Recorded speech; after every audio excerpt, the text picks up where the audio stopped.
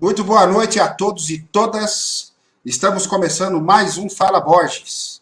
Mais um. Todo dia, né? Todo dia Fala Borges. Todo dia nesse horário Fala Borges. Olha, por incrível que pareça, estava conversando com o pessoal aí no bastidor, que a quantidade de gente que quer participar, fazer live com a gente, eu já tinha falado aqui, mas eu vou repetir. Teve um momento que, quando foi criado o Fala Borges, eu pensava que as lives ia ser uma vez por semana, ou a cada quinzena uma live.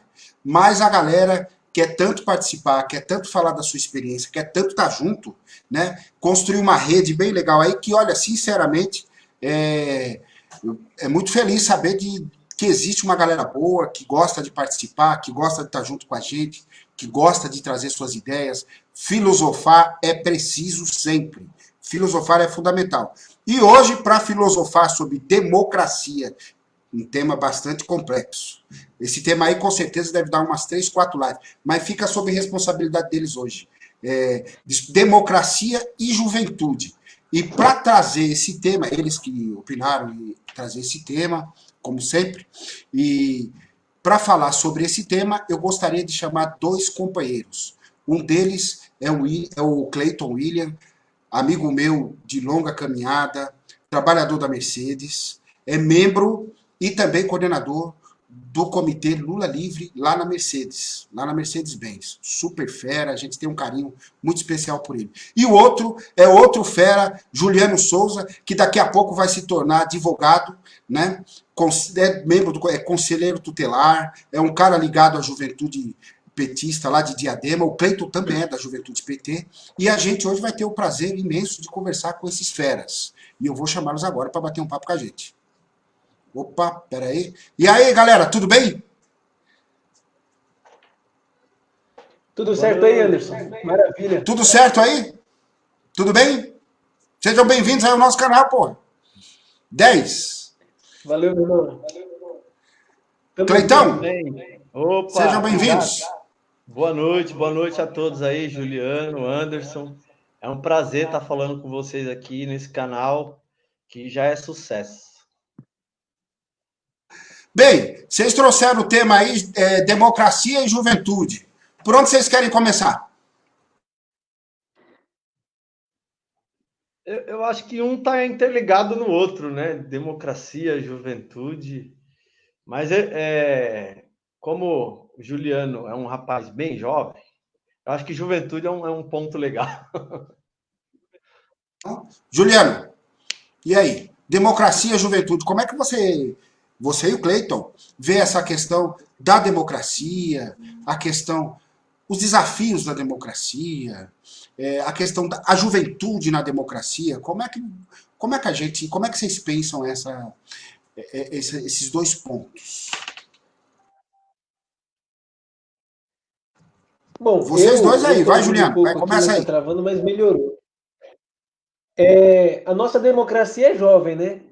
Juventude e democracia é um tema muito, muito bom, porque nós que nascemos depois da Constituição de 88 somos privilegiados, né? Porque nossos pais, as pessoas que nasceram um pouco antes de nós, elas não tiveram uma Constituição coesa, né? Para garantir os direitos, né? Para garantir a saúde, para garantir a moradia, malemar, mas garantindo, né? Então, a gente debater esse tema hoje é muito importante, né? Porque enriquece, né? Enriquece o debate e a nossa juventude, né? A juventude atual, a geração depois da gente, né? A gente é jovem ainda.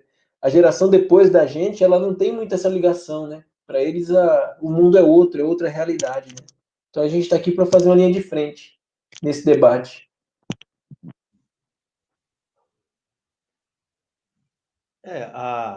A democracia, né, ela é bem ampla, né? Quando a gente fala em democracia, por exemplo, é o direito de escolha de um trabalho. Será que a gente tem esse direito de escolha? Ah, eu quero trabalhar em tal lugar, em tal profissão, ou relacionada a estudo, né? A gente percebe que hoje a democracia no país, né, aí está ligado com a juventude, ela só é contemplada na parte braçal, né? Você, dificilmente um jovem ele consegue ampliar seu horizonte e buscar uma forma mais democrática de estudar e de até mesmo exercer essa democracia que hoje está ameaçada, né? No meu ponto de vista. Quando vocês observam a questão essa democracia ameaçada que o Cleiton traz, e ao mesmo tempo o Juliano dizendo sobre essa democracia jovem, qual é o maior desafio no ponto de vista de vocês para a gente conquistar uma democracia plena? Então, Anderson, Cleiton, vou responder, depois eu te passo, tá? É, pela nossa democracia ser jovem, eu acho que o Brasil ele é muito pioneiro nessa questão, porque a gente resolveu tudo com a democracia e com a política. A ditadura aconteceu, claro, a gente não pode negar o golpe de 64, a gente não pode negar também que teve uma ditadura getulista, mas quando a gente enxerga da ótica política, a gente vê que tudo no Brasil foi resolvido com um debate. A abolição da escravidão, teve o debate, assim, né? Teve o debate público entre as classes, né? Que foi muito mais voltado para a economia do que para a liberdade em si. A ditadura de 64 caiu, mas não foi de uma maneira revolucionária, foi através da política, tanto que até hoje muitos crimes da ditadura não foram investigados e ninguém foi condenado. Isso é um grande erro da nossa história, porque o Brasil tem esse estigma de resolver as coisas com muita política. Isso é bom, isso não é ruim. Só que a gente precisa escolher qual política a gente vai adotar. E é nesse ponto que a nossa democracia está correndo risco. Porque hoje a polarização está tão grande que às vezes eu fico pensando se até a própria democracia não tem um limite. Será que a gente não precisa rever o que pode e o que não pode ser dito? É correto um presidente se eleger com um discurso de ódio, um discurso que inflama as pessoas? A Alemanha foi uma ditadura nazista em nome da democracia. Então, que lição a gente pode tirar disso, né? A gente tem sempre que buscar essa reflexão, né?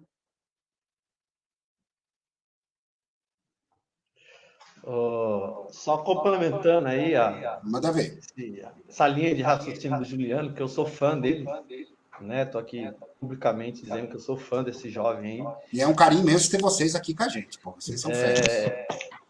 Essa democracia, né?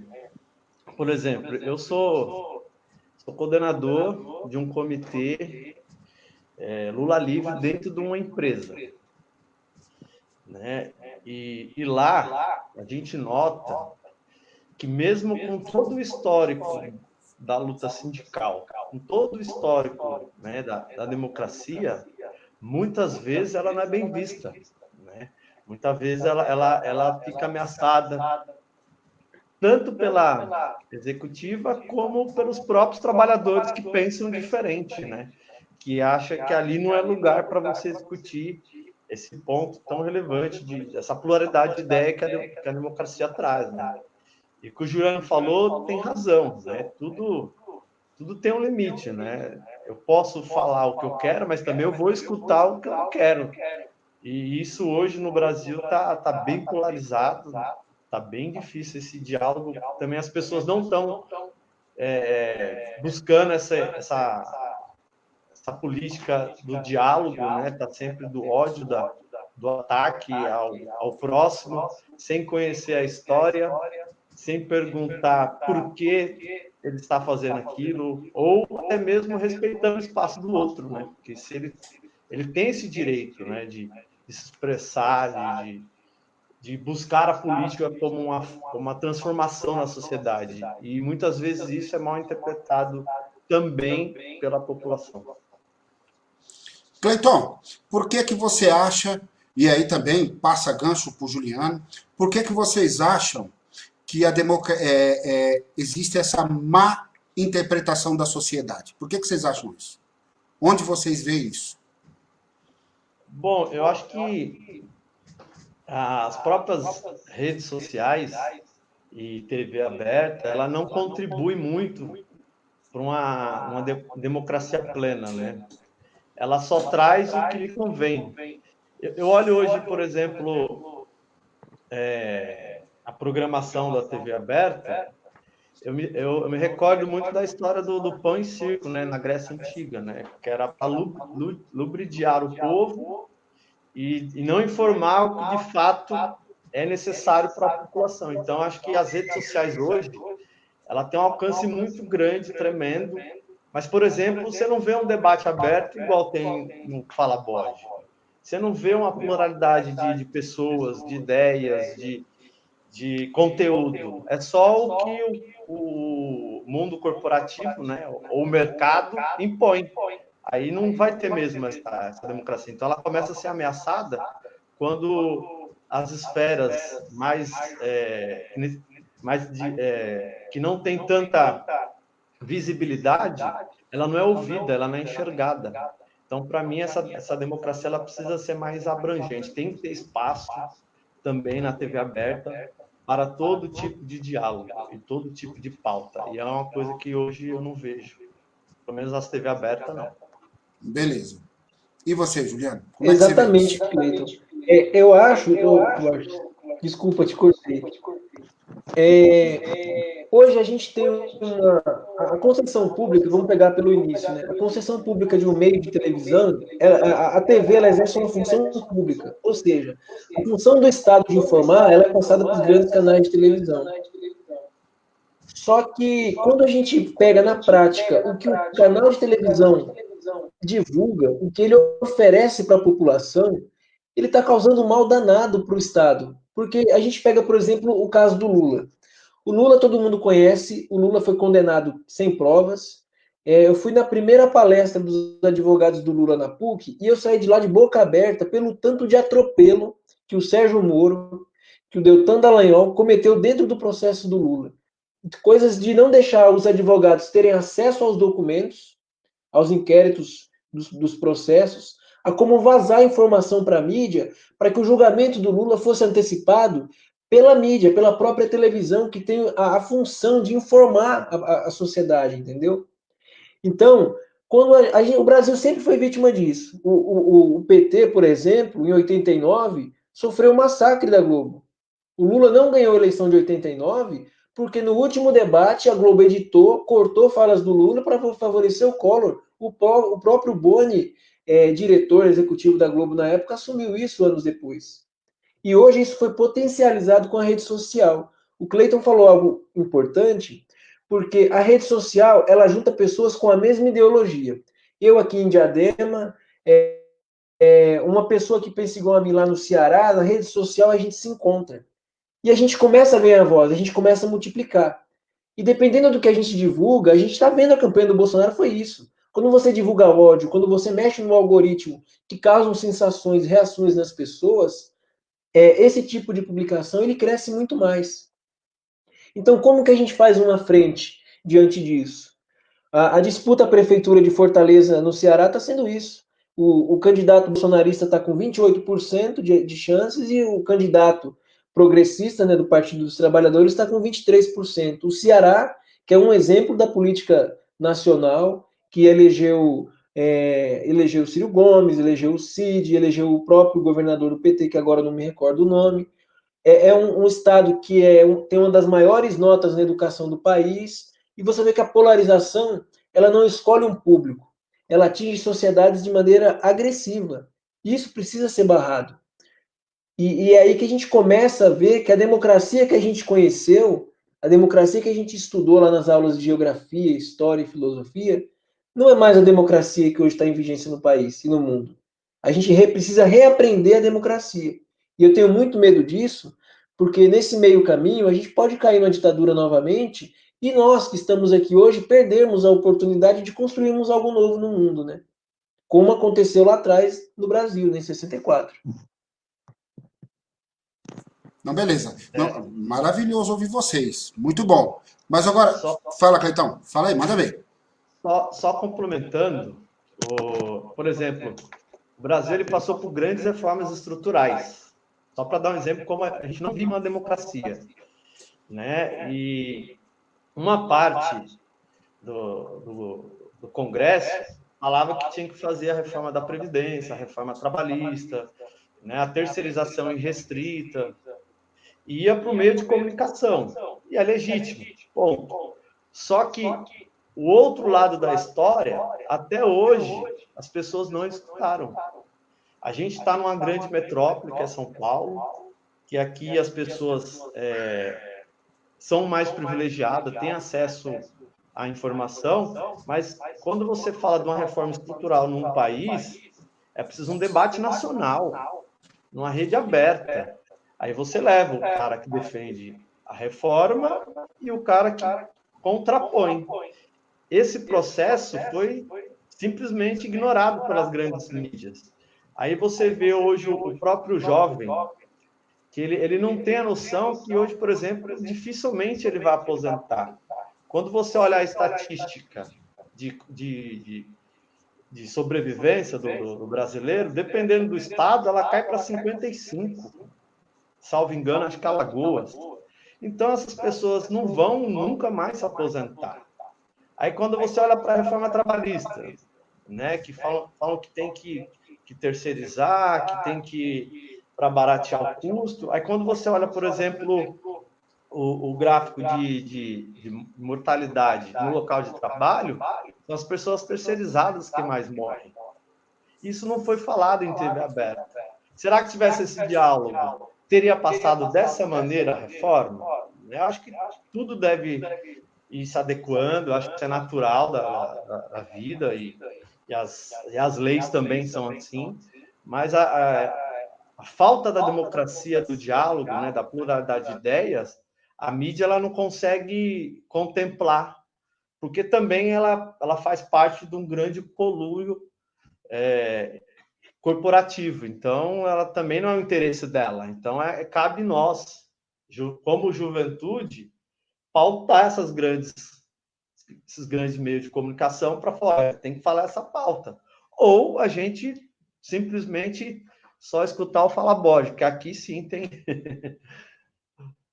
tem o diálogo que nem está acontecendo aqui. Eu vejo as pessoas que passaram aqui, eu fico... É uma aula toda vez que eu assisto o programa aqui é uma aula. Então, acho que é isso esse é o caminho, né?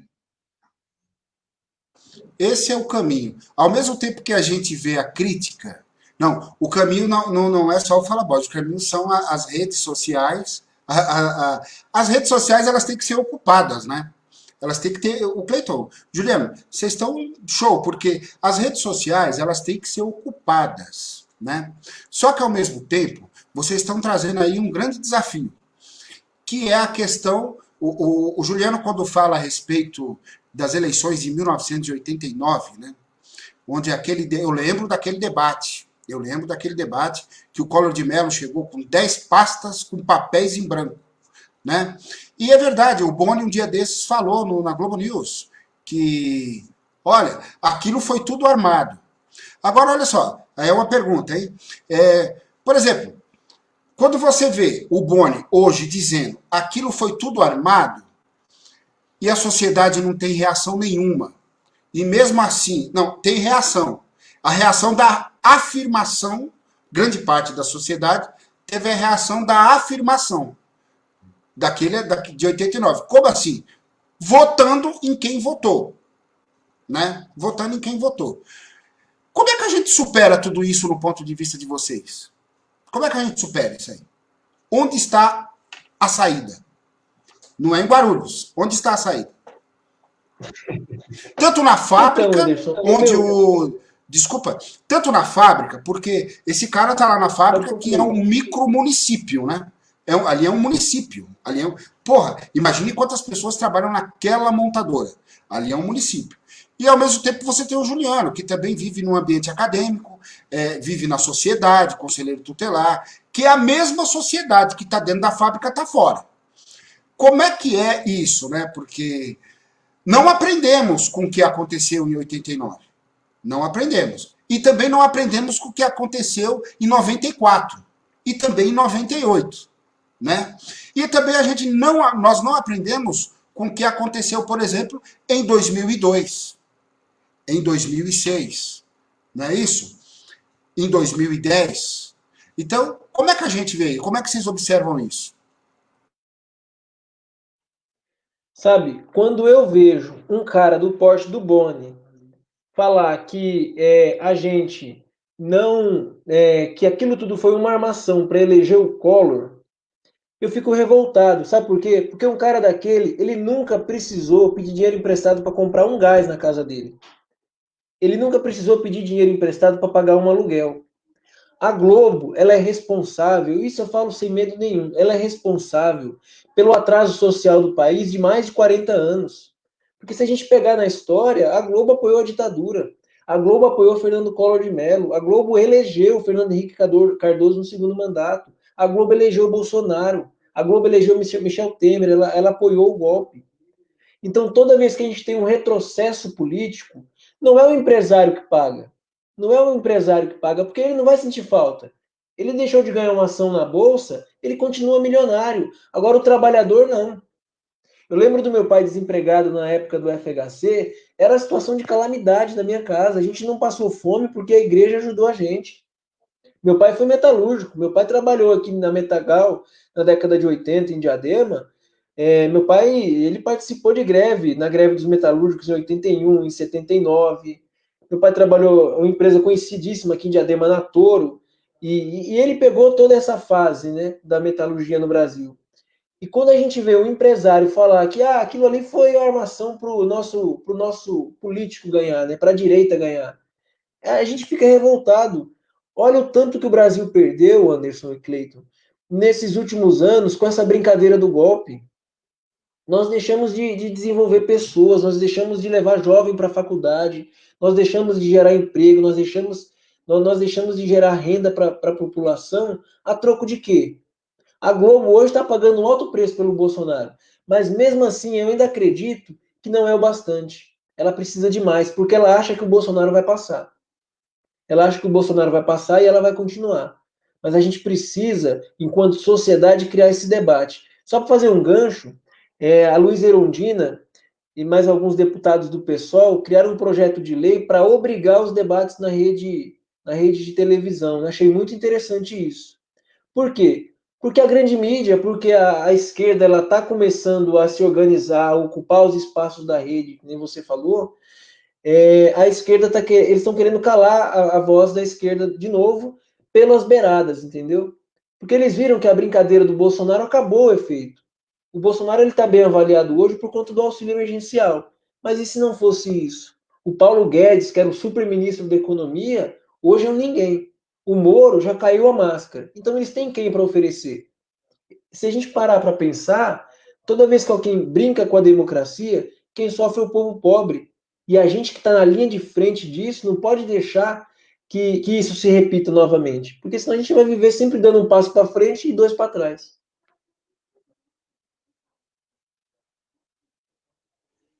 Super fera. Quando o Juliano fala muito bem aí na questão do aparelhamento, né, da Globo, junto a tudo que está aí, né, nos representantes públicos, a gente tem que fazer uma reflexão mais profunda, porque é nítido que ela não quer o Bolsonaro. Só que em nenhum momento ela ataca a política do Bolsonaro. É esse ponto que acho que a gente tem que começar a refletir, começar a pensar.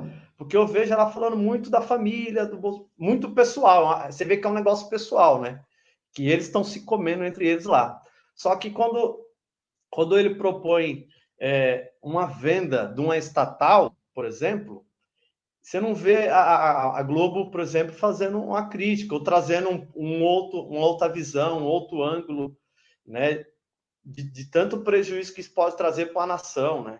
Eu estava vendo uma reportagem, agora eu não lembro o nome da empresa, que ela armazena todos os nossos dados. O Bolsonaro está querendo vender essa empresa. Olha, num momento de tecnologia, de redes sociais, na qual você é o produto, né? Sempre quando você está na internet, você é o produto. Como é que você privatiza isso? Então você coloca em risco a soberania nacional.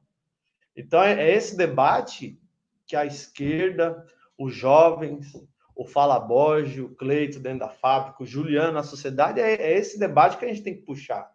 Porque entre eles lá, e aí eles estão se matando, e a gente não está também pautando a sociedade o que de fato importa para nós, né? Que é o desenvolvimento, que é o jovem ter a sua democracia de poder estudar, de poder ter cultura, de poder frequentar à noite nas ruas sem ter medo ou de polícia ou de bandido, porque hoje é isso, você tem medo tanto da polícia quanto de bandido. Então, que democracia é essa? Então, acho que o Juliano explanou muito bem aí sobre a questão das redes sociais. Sérgio, maravilha. Sérgio Galvão está aqui com a gente. Ó. É muito bom ver pessoas jovens realizando esse debate democrático nas redes sociais. É necessário uma nova conscientização da juventude pelos movimentos sociais e humanistas, rumo às ideias socialistas, né? Dando os parabéns aqui para a gente. O Raimundo traz aí uma pergunta para nós. Ó. Cleiton, hoje o Congresso, a maioria são patrões ou representantes do mercado financeiro. Isso é terrível. No meu entendimento, e faltou aqui os representantes do grande latifúndio, viu, Raimundo? As oligarquias ruralistas, que está em briga agora aí. No meu entendimento, é um congresso que não representa os trabalhadores. E aí, ele quer ouvir a opinião de vocês dois aí sobre isso. Maravilha, Raimundo, obrigado. Esse congresso, né? Então, eu acho que assim, a nossa democracia, por ela ser jovem, a gente precisa pensar quem tem acesso à democracia. Quem tem condições no país de disputar uma eleição? É o trabalhador?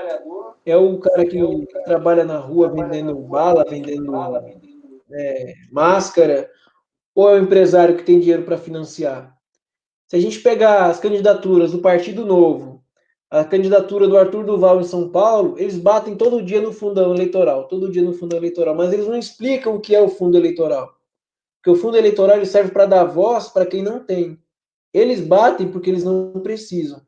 Só que isso você multiplica, vai multiplicando pelo país, e você vê que quem disputa a eleição no país são pessoas que não precisam, né, entre aspas, óbvio, não precisam da política. O único partido que abre para as pessoas participarem mesmo da política foi o PT, foi o Partido dos Trabalhadores. Por que o Lula, quando foi eleito, foi aquela coisa de o primeiro operário a chegar ao cargo da presidência de um país? Porque isso não existe em outro lugar no mundo. Nos Estados Unidos, quantos pobres chegaram à presidência dos Estados Unidos? Quantos pobres chegaram na presidência, vamos pegar aqui, da Argentina? Ninguém chega. Porque a democracia, infelizmente, ela ainda não chega a todos. E a gente precisa encontrar meios dela chegar a todas as pessoas. E é por isso que eu acredito muito no Partido dos Trabalhadores, porque ele dá voz. Ele é o único que consegue juntar um metalúrgico, um conselheiro tutelar, o Fala Borges aí, que arrebenta na apresentação, que conduz o encontro de maneira muito coerente, muito sábia. Então, se a gente não tivesse um meio orgânico de acessar a democracia na sua fonte, a gente ia estar batendo boca aqui sozinhos. Porque, querendo ou não, a gente está muito abaixo, a gente está muito atrás aí na escala social do país, né? Infelizmente, né?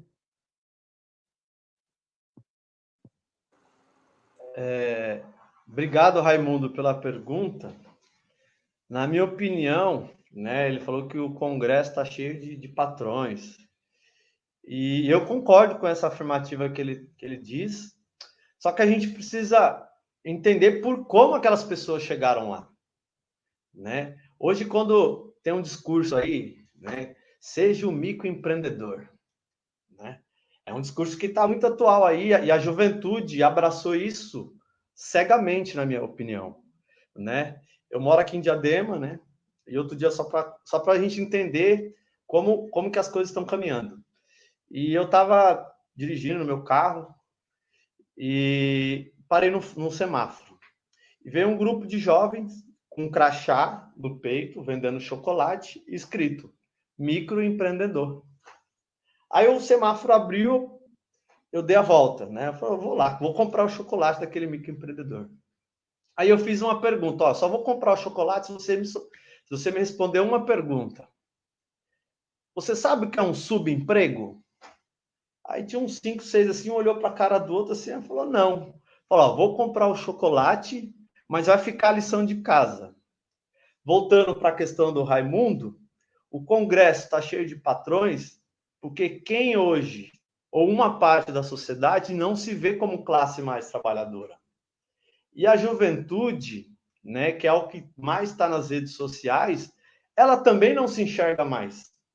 Então, hoje, um jovem que pega uma moto e sai, que não tem vínculo empregatício, mas ele tem que entregar no tempo, no horário e na data, ele tem um patrão, só que ele não se enxerga mais como trabalhador, né? Então, por isso que passa muitas reformas não populares hoje no Congresso e a população fica um pouco meio a parte da situação, ela não reage como normalmente reagiria um país com a consciência mais plena do que estão fazendo consigo mesmo. Então, acho que respondi a pergunta aí do Raimundo. Putz, não é responder, aqui não é responder pergunta, aqui é dar aula sobre a pergunta, né? Vocês são super fera. É bom ouvir a juventude, né? É bom. Mas olha, tem uma questão que eu queria que a gente abordasse aqui, junto com vocês. Veja só, se o Clayton diz que a classe trabalhadora, a juventude, né? A juventude não se vê mais como juventude, a classe trabalhadora. O trabalhador, isso é verdade, viu, gente? Juliano também é de concordar, a quantidade de pessoas que estão nos faróis aí e bicicletas, hein? Patinete, a pé, né? Montada em cachorro para entregar alimentação e recebe o nome de microempreendedor. E é engraçado que a grande maioria são jovens. São jovens. Agora a pergunta, assim, uma pergunta legal aí é o seguinte, por exemplo, vocês estão falando que o jovem não se vê, não se vê. O tema é jovem. A gente poderia abranger aqui a sociedade não se vê, né? Eu costumo dizer, teve um bate-papo que eu fiz aí um tempo atrás, que eu peguei e falei assim, foi até sobre depressão, um tema que a gente discutiu com a super psicóloga Clarice. Olha, se a classe trabalhadora, né, somos nós, quando ela acorda de manhã, que ela vai se olhar no espelho, ela se vê como trabalhador ou não? Se ela não se vê como trabalhador, o que ela se vê? Então, trazendo para vocês, por exemplo, assim, o que mais dificulta a juventude, por exemplo, se vê como um potencial, tipo Chico Buarque, Caetano Veloso na época, Elis Regina, e tantos outros que eu não estou lembrando aqui o nome, que lutaram. O próprio Lula, né, com 30 e poucos anos de idade, foi presidente do Sindicato dos Metalúrgicos do ABC. Se não me engano, 33 anos. Então é assim, o que faz essa juventude não ver e não acreditar no potencial que tem, no ponto de vista de vocês?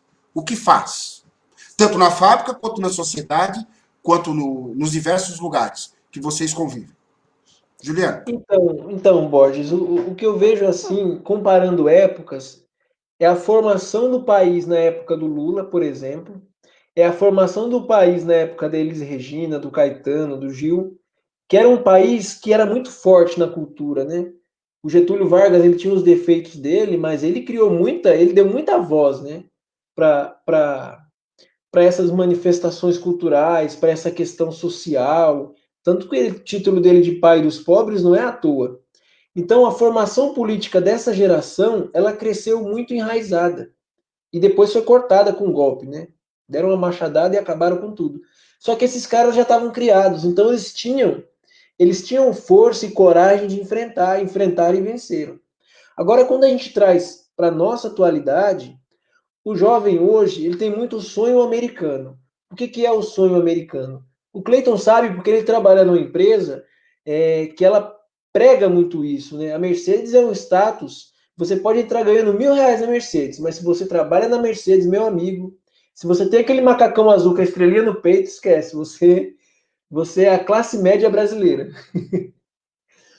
E a pessoa, quando se vê, por mais que ela não seja, ela se sente representada, ela se sente parte daquilo.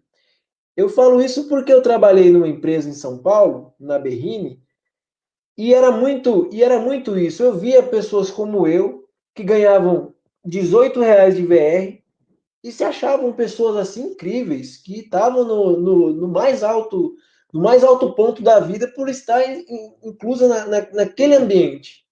E hoje o jovem é isso. Pega as músicas que o jovem escuta, pega os programas que o jovem tem acesso, pega a cultura que os pais desses jovens viveram. A gente não cresce com a consciência cidadã. Quem fala muito isso é o Pepe Mujica. Nós não criamos cidadãos, nós criamos consumidores. Então, quando você tem uma cultura de consumo, nada te satisfaz. Você quer sempre mais, mais, mais, mais. E aí entra, você falou de depressão, a gente vai entrar nesse tema, né? Porque chega uma hora que você tem tantos desejos que você esquece de quem você é, do que você quer, do que você procura. E aí você vai cair na ilusão de vender bombom no farol e achar que é microempreendedor. Vai entrar na ilusão de entregar marmita e achar que é empreendedor. Ontem veio um jovem aqui na minha casa que eu fiquei com dó dele. Ele tem 20 anos e está num esquema de pirâmide aí, de vender perfume. Porque ele é empreendedor, ele quer viajar no iate lá da empresa, mas a gente sabe que tudo isso é uma grande mentira, né? É uma grande fantasia.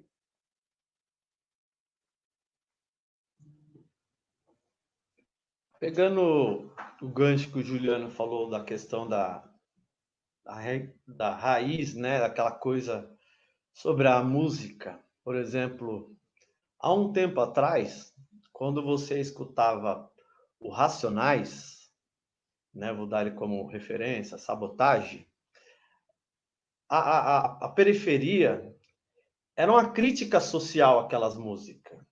Era um negócio era um canto, era um lamento do gueto.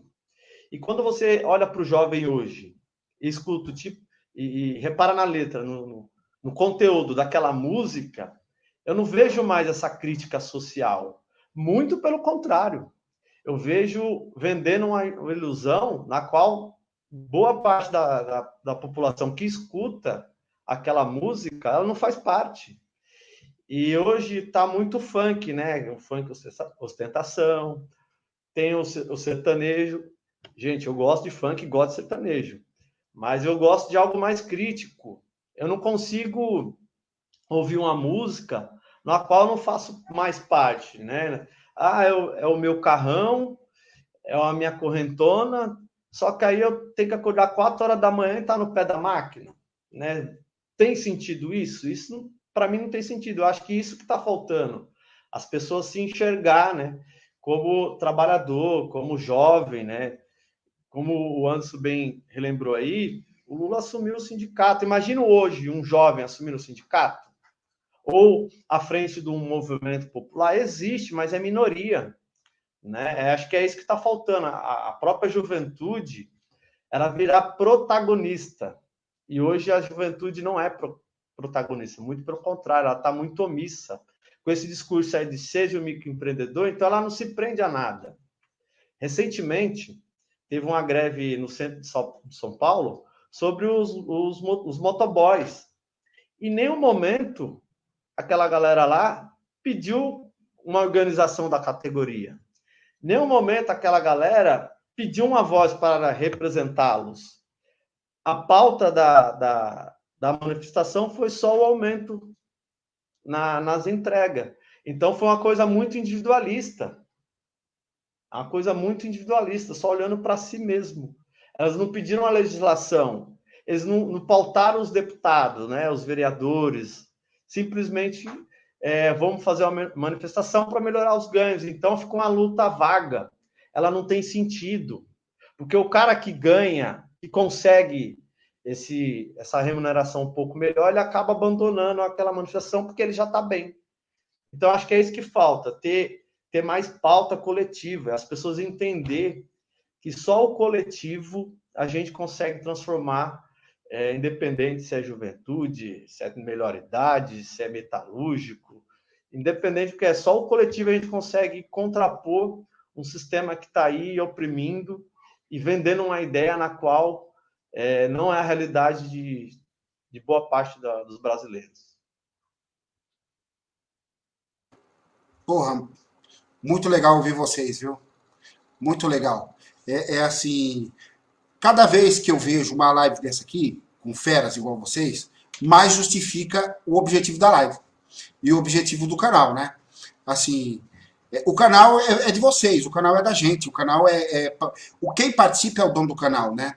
E assim, e é ótimo ouvir vocês, é ótimo ver as pessoas participando, né? Como por exemplo aqui, ó, o Raimundo de novo. Cleiton e Juliano, como vocês estão vendo o Brasil após pandemia, com milhões de desempregados e a maioria trabalhando em casa? E aí a gente pode pegar o gancho e falar dos jovens, né? Como o jovem nessa situação aí? Como é que vocês estão vendo isso? Eu posso falar, Cleiton? Eu estou falando demais, eu acho. Vocês que Eu mandam aí, acho é que vocês que o mandam, vocês jovem. que mandam. Para mim, os dois é super fera. Vai lá. Dupla sertaneja. Vamos lá. Né? Eu vou mandar um abraço, mandar um abraço para o Henrique Araújo, Cleiton, que é um parceiro nosso da JPT, ele está acompanhando a gente. É um moleque que é sensacional. Esse menino com microfone, o carro de som na rua, Borges, esse moleque faz um estrago. É uma ameaça ao Estado Democrático de Direito burguês. Exatamente, meu amigo. Meu amigo, vou te contar. O jovem hoje, voltando para a nossa pergunta, ele não se vê dentro dessa questão do trabalho remoto, do trabalho na firma, porque a conectividade para ele é algo muito real. Então, às vezes, ele prefere estar em casa do que estar na empresa. Só que a pandemia, é difícil falar o lado bom da pandemia, porque eu não vejo o lado bom de jeito nenhum nessa pandemia, porque ela mostrou as desigualdades, né? A gente vai falar, ela escancarou as desigualdades, ela mostrou as deficiências do Estado, ela mostrou que tem muita gente pobre, mas pobre mesmo. Mas quando a gente chega nessa questão do jovem que foi tirado do seu ambiente de trabalho, jogado dentro de casa para produzir, eu acho que isso vai ser bom, porque vai mostrar para o jovem a realidade a qual ele está incluso. Vai mostrar que por mais que o trabalho dele seja numa zona de qualidade de vida diferente da que ele vive, seja num local em que é fora da realidade da comunidade dele, ele pode até se questionar e falar, poxa vida, onde que eu estava esse tempo todo e não vi que a minha comunidade, que a minha favela vive nessas condições? Então, eu acho que a pandemia vai despertar muita consciência social. Só que isso precisa ser trabalhado. E o papel disso é nosso aqui nas redes, nas ruas, dialogando, mostrando para ele que mais que o status, a vida, ela precisa ser vivida como ela é, não como uma rede social, né? Não como uma grande rede social, porque o Facebook, o Instagram, ele fantasia muito isso, né? Eu tiro uma foto que eu não gostei muito, eu coloco um efeito lá, pronto, tá do jeito que eu quero. Só que quando você sai dali e encara a realidade, aí a vida é outra.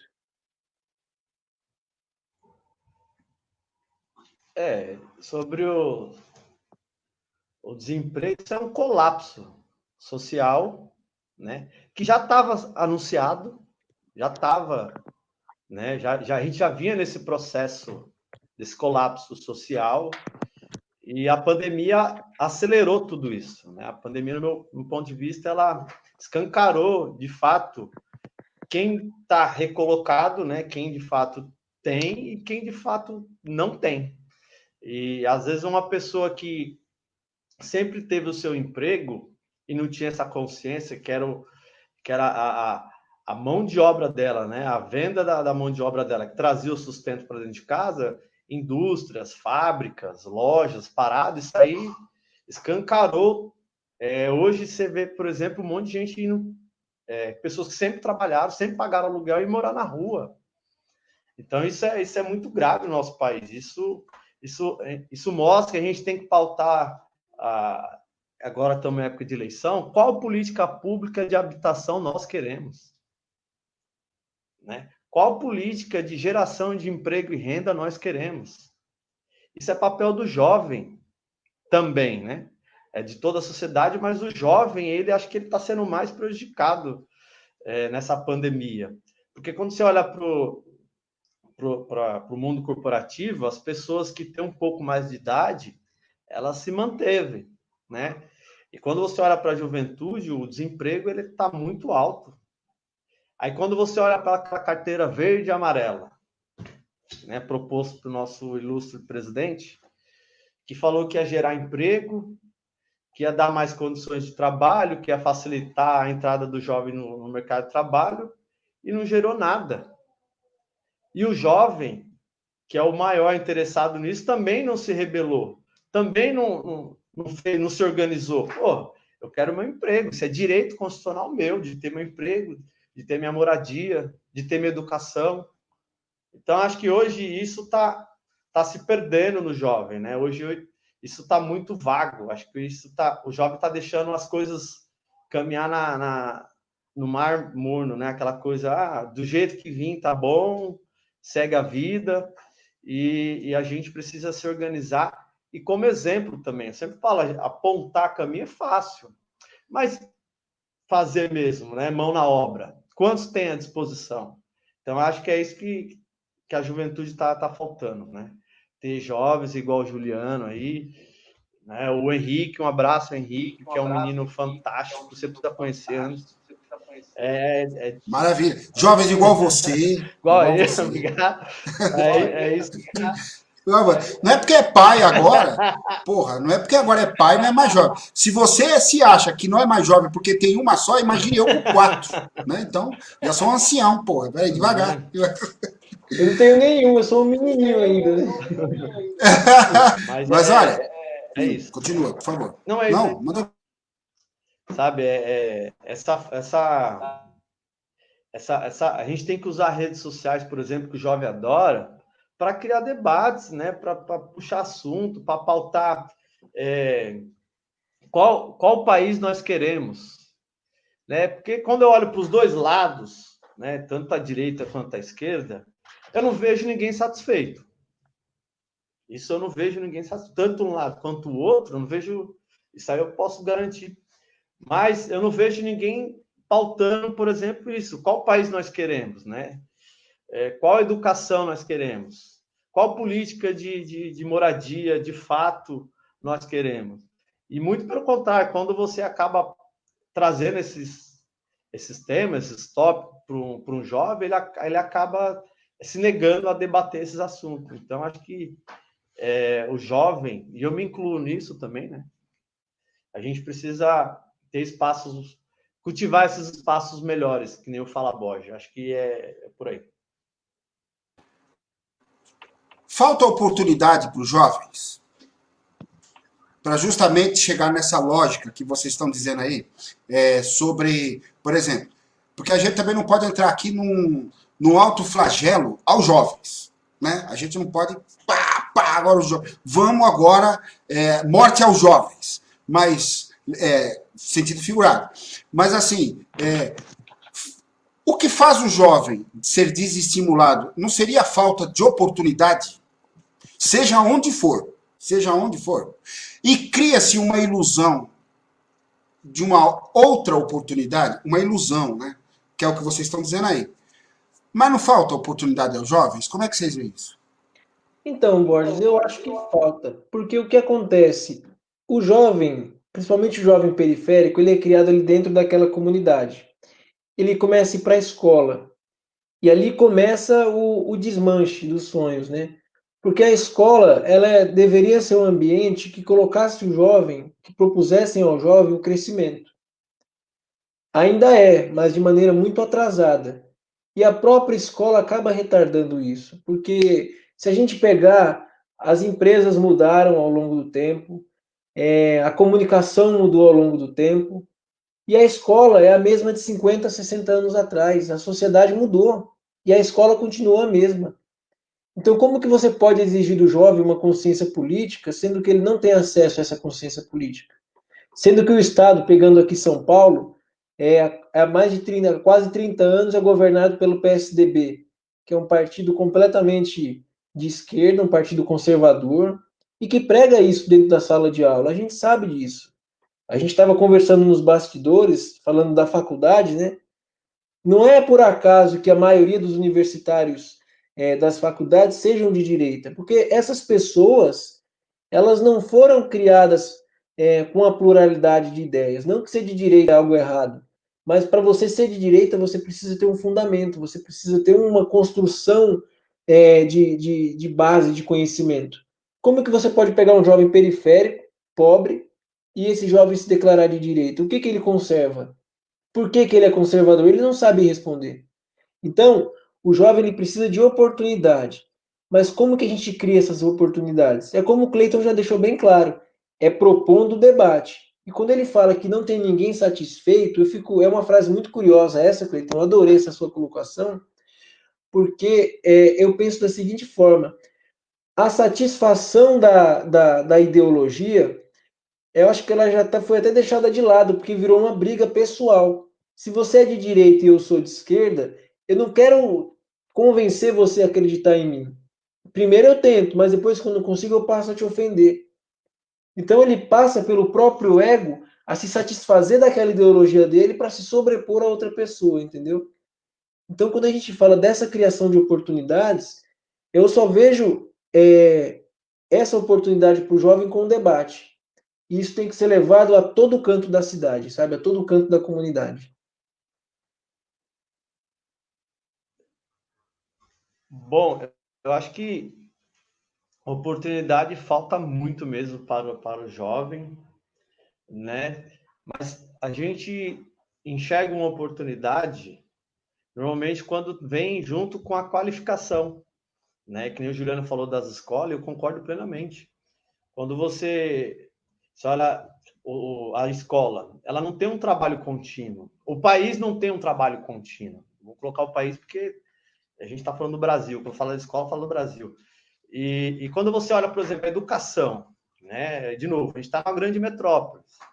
Mas quando a gente começa a ir para os interiores, né, você tem escola que não tem piso. Tem escola que o próprio professor leva o giz, que o próprio professor faz a prova, né, pelos seus custos. Então, como é que vai ter oportunidade para um jovem desse? Né? Então, se a gente já mata ali um futuro engenheiro, um futuro médico, um futuro filósofo, na base, provavelmente na vida adulta dele, ele não vai entender o que é oportunidade ou não também, porque ele desconhece, ele não tem a ciência de que ele já foi minado desde lá da raiz, desde a base, desde do início da vida dele. Então, a oportunidade, eu acho que ela tem de começar mais pela educação, e o Estado, junto com o federal, tem que vir com política pública severa, né? De geração de emprego, de renda, né? De investimento, de valorizar o que é nosso. Começa por aí. Vou dar um exemplo, por exemplo, que está sempre nos debates aí, é o preço da gasolina. O que barateia o preço da gasolina? As refinarias. E o Estado está acabando com as refinarias, então não vai gerar emprego, porque ele sempre vai exportar, né? Esse mercado liberal aí vai importar, só que será que isso é bom totalmente para o jovem? Será que isso vai trazer geração de emprego, né? Você vê as empresas indo embora. A gente está perdendo uma indústria para a Índia. Nada contra a Índia, mas qual histórico de indústria tem a Índia? Né? Países que nunca tiveram protagonismo mundial na questão industrial, as empresas estão indo para lá.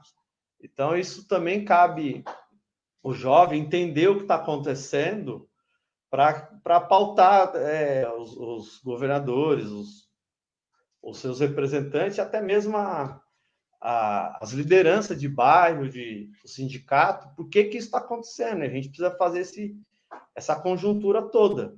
Né? Quando, por exemplo, você vê a indústria 4.0, né? Você vê que hoje todo mundo paga uma conta sem sair de casa. E não tem como negar a tecnologia. Só que aí, se você fazer uma reflexão, você vai entender, por exemplo, deixou de construir mais um banco, ou seja, a construção civil. Deixou de contratar o segurança. Deixou de ter um carro forte. Deixou de ter um operador de caixa. Deixou de ter o pessoal da limpeza. Então, isso também está minando com as oportunidades. E como a gente pode ser competitivo com isso? É nas universidades, é só ali que é o caminho, ali que você propõe novas tecnologias, ali que surgem novas ideias, através dali que acho que fomenta essa novas oportunidades nesse novo normal, né?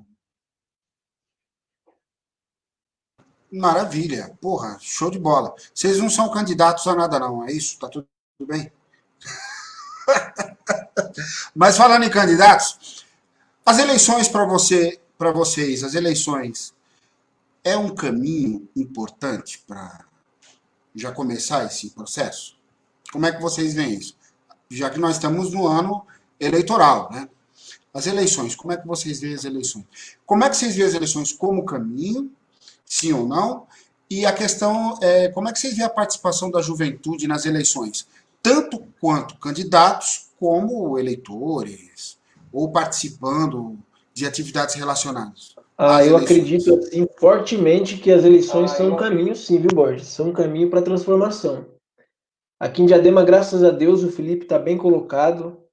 Eu espero muito que ele ganhe, porque a gente está vindo de uma onda muito triste da negação da política, que é muito triste, porque a política ela é o caminho para tudo, né? Tudo na vida é política. Você tem que tratar a vida como a grande arte de fazer política, né?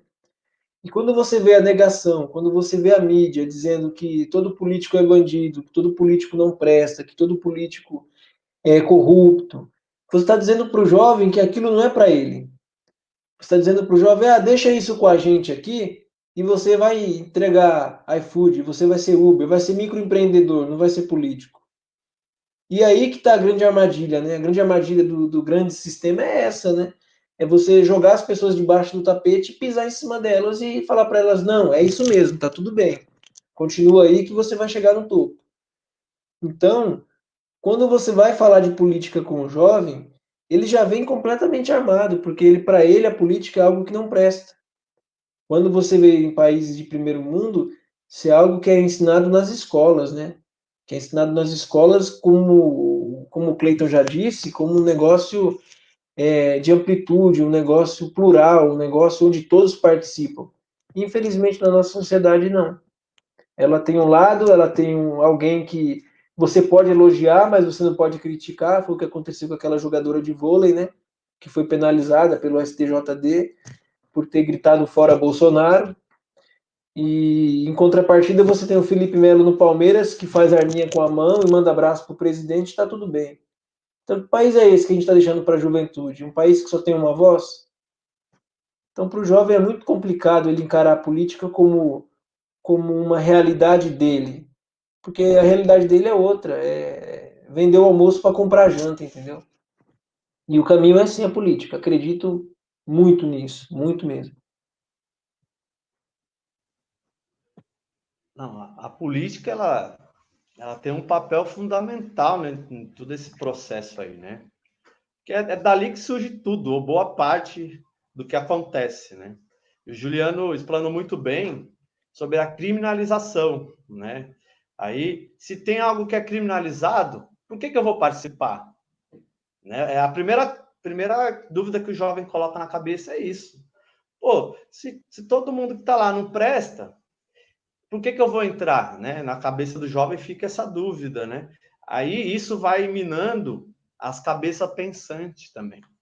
Porque a pessoa também não quer expor. Porque hoje você se tornar um político, né? Você sabe que sua família vai sofrer sanções. Você sabe que você não vai poder andar tranquilamente. E se for partido progressista, então, aí lascou de vez. Aí se duvidar, te prende. Se duvidar, te prende, é o mínimo que podem fazer. Então, as eleições, para o jovem, ele deve olhar com muito carinho, entender que é ali que é de onde tudo nasce, é dali que, por exemplo, pode surgir a oportunidade de emprego que você falou antes, é dali que pode melhorar a política pública nas relações trabalhistas, é dali que pode criar novas universidades. Então, a política ela tem um papel extremamente importante. Acho que o jovem precisa ter essa consciência, precisa buscar mais isso. E a gente tem que ir desmontando esse discurso da criminalização mesmo. Falando, não, é o que o Juliano falou, eles criminalizam para a gente não ocupar esse espaço. Mas esse espaço é nosso e é de direito. Então, acho que As eleições é fundamental e tem que acontecer, e o jovem precisa ocupar essa brecha de tempo em tempo que acontece. Maravilhoso ouvir vocês dois, super feras. E olha, por incrível que pareça, já deu 1 hora, acredita, gente? Passou rápido. Já deu 1 hora, passou rápido. Eu queria agradecer o carinho de vocês por estar aqui com a gente, por acreditar na gente, a gente acreditando na gente, né? A gente sempre acreditando na gente. Eu quero agradecer imensamente a participação de vocês no canal, tá bom? Quero aqui um forte abraço a vocês todos e um beijão no coração de todo mundo. Eu acho que a juventude realmente é a saída, não tem outra saída, a não ser a juventude, né? A juventude sempre foi protagonista na história e agora ela tem que continuar sendo protagonista na história, né? E assim, e não são milhões de jovens, não. Toda a transformação é feita por um pequeno grupo de jovens. Nada de milhões, nada de milhões, né? Basta recordar, por exemplo, que foi na época da ditadura militar, né? Que vocês trazem aqui. Enquanto meia dúzia de jovens, meia dúzia é a forma figurada de dizer, estava levando porrada de cacete, os outros milhões estavam dançando iê. A Jovem Guarda e etc e tal. É muito louco, porque se você pega, por exemplo, pessoas que viveram na ditadura militar, e você chegar para várias pessoas da época, né, tios, tias, avós, avô, vai dizer, olha, como era na ditadura militar? Ela vai falar, nossa, maravilhoso, porque lá era Roberto Carlos, Jovem Guarda, pô, Copa de 70 foi demais, pô, não vou chorar, né? Então, e ao mesmo tempo, os cacetetes e a borracha entrando em ação e os tanques de guerra, né? E as covas sendo abertas, porque senão não existia o Museu da Resistência ali ao lado da Estação da Luz, em São Paulo, né, lá no centro, né? E eu quero imensamente agradecer você, né, vocês dois, Juliano, super fera, prazer imenso conhecer você. Cleiton, você é um super fera, uma grande liderança, boa sorte a vocês dois sempre, e eu gostaria que vocês fizessem as considerações finais para nós aí, nessa aula que vocês deram hoje para nós aqui. Quem começa? Juliano, vai. Tava pegando o mouse aqui. Então, quando eu escuto essa história de que a ditadura foi boa, dos mais antigos, né? Eu fico muito revoltado, mas eu tenho fé que quando eu ficar velho, vão me perguntar, e como que era na época do Lula? Eu falar, cara, era foda, cara. No ano que o Lula ganhou a eleição, o Brasil foi campeão da Copa do Mundo. Aí veio o emprego, eu pude comprar meu carro com 19 anos, eu pude casar com 25, eu pude constituir a minha família, a minha esposa, quando a gente queria viajar, a gente, claro, com muito trabalho a gente conseguia. Foi a primeira vez que o pobre pôde andar de avião, foi a primeira vez que eu pude ver um Papa no meu país, em 2013, né, com a Jornada Mundial da Juventude. Então, a gente tem que fazer essa linha de frente, porque eu sei que um dia a gente vai ficar velho, e vai contar essa história para a gente chorar, sabe?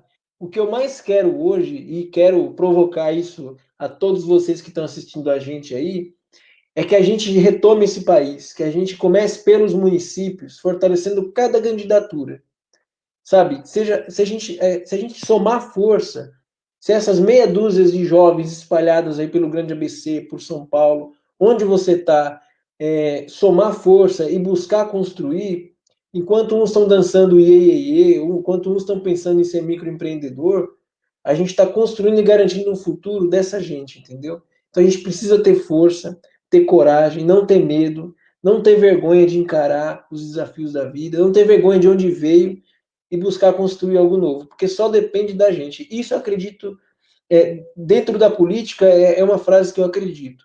Fora da política, o só depende da gente não existe.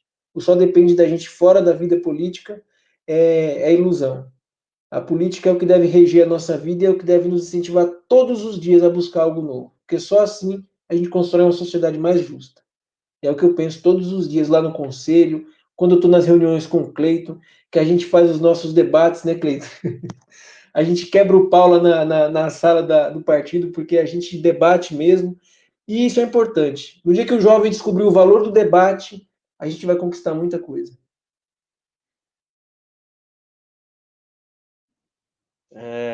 A gente é colega de sala também, de faculdade também, estudamos na mesma faculdade. Bom, a minha consideração finais,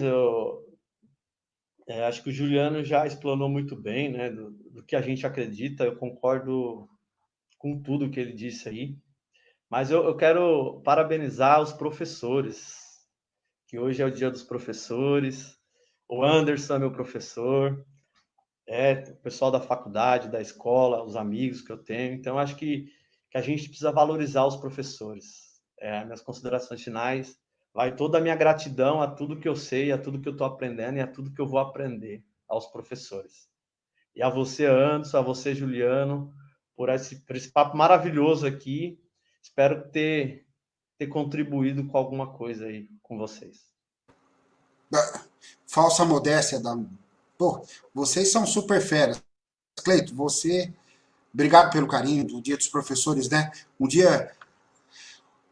Dia dos Professores esse ano é um dia totalmente diferente dos outros, né? Porque os outros também eram sofríveis, mas esse ano é o dobro do sofrimento, porque quantos professores estão aí dando aula em EAD, no estado, sem equipamento, professores que nunca sentaram na frente de um computador, ou sentavam muito pouco, e tiveram que aprender aplicativos, etc. e tal, né? Então é um desafio muito grande esses profissionais da educação, né? Bem lembrado mesmo. Cleiton, Juliano, um beijão, um forte abraço a vocês. Vocês, já se sintam parte do canal. Já são faz tempo, né? O Cleiton tá toda live aí, enchendo o saco aí, dando opinião, indo pra cima. Agora você vem juntos também, viu, Juliano? Que você é fera, gostei muito de vocês. E, galera que participou, forte abraço para vocês todos. E tamo junto. Meninada, um forte abraço. A juventude é a única saída, não tem outra. Não é o aeroporto de Guarulhos. Forte abraço a todos vocês. Beijão, gente. Show! Valeu.